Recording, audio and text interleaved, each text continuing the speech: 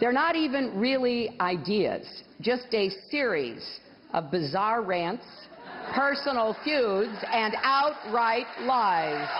I remember landing under sniper fire. There was supposed to be some kind of a greeting ceremony at the airport, but instead we just ran with our heads down to get into the vehicles to get to our base. Problem is, that's not what happened. And we should know, CBS News accompanied the First Lady and daughter Chelsea on that Bosnia trip. That's Senator Clinton talking to me on the military flight into Tuzla. And these are the pictures we recorded of the greeting ceremony when the plane landed. Compare that to Senator Clinton's account. I remember landing under sniper fire. There was no greeting ceremony, and we basically were told to run to our cars. Now that is what happened. Thank you. There was no sniper fire either when Senator Clinton visited 2 Army outposts where she posed for photos, and no sniper fire back at the base. We were misled that there were supposedly protests and then something sprang out of that, an assault sprang out of that. And that was easily ascertained that was not the fact. But they were terrorists, they were militants, they attacked us, they killed our people. What difference at this point does it make? Those are the words, my friends, of someone who doesn't understand America or the world. And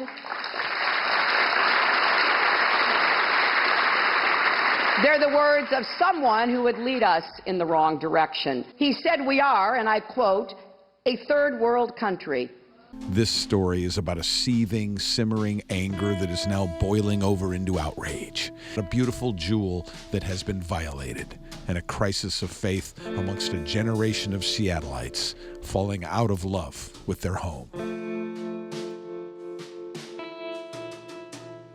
There is another part of this story, too. It's about a solution, an idea for a city that has run out of them. And I ask again, what if Seattle is dying and we don't even know it?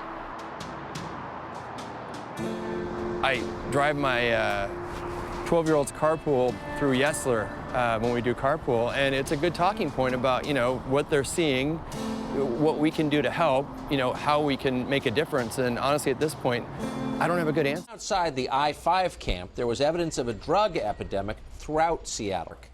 This picture shows urine on a public staircase near City Hall. This picture shows human waste a few steps above that. Homelessness became more visible as Seattle's leaders became more lenient on petty crime. Because of their liberal attitudes and the mild climate, the city is a magnet for vagrants. Nelson thinks most of the people at the I-5 camp didn't grow up in the area. Probably about more than half. Probably not from Seattle. Last May 2nd, at a town hall meeting in Ballard, simmering anger boiled over into all-out rage. Will you manage these camps, and will you enforce the law? If property crime is committed, violence is committed, you need to call 911 and the police. You've lost all credibility when you say, you said 2 words. You said, call 911.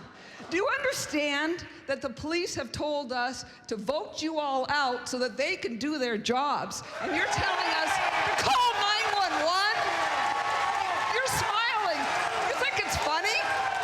You think it's funny the way we're living? People are angry, furious about the way we are living. Right at the heart of this wealthy metropolis exist conditions that have been described by the city's own newspaper, the Los Angeles Times, as a national disgrace.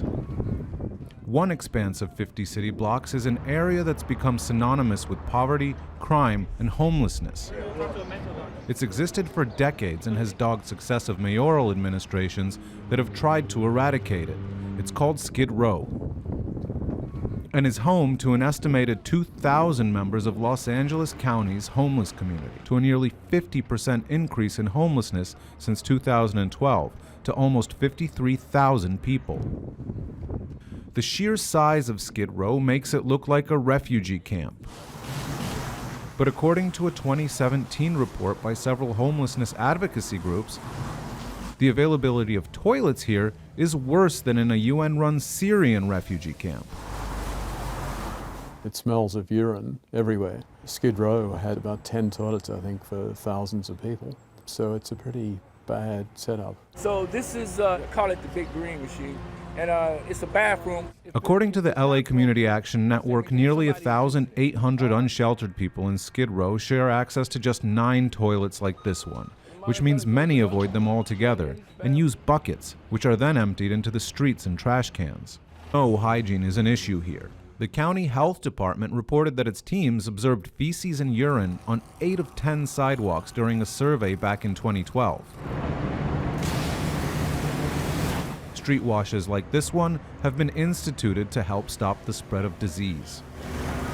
Homelessness is exploding in the state of California, particularly in the cities, and if you've been there recently, you know what we're talking about. Some advocates say things are worse now for the homeless than ever.